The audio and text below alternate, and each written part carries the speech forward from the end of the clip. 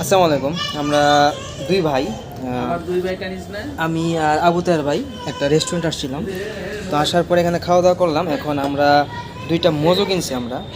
এখন মোজোর মধ্যে এখানে লেখা আছে scan please donate for Palestine, ফিলিস্তিনিদের জন্য। এখানে স্ক্যান করলে এক এক টাকা ওইখানে ইয়া হবে, কনভার্ট হবে, মানে 1 টাকা ফিলিস্তিনে যাবে।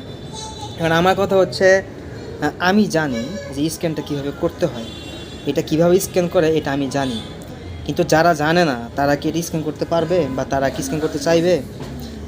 এটা আমি মনে করি যে মোজোর এটা একটা চালাকি।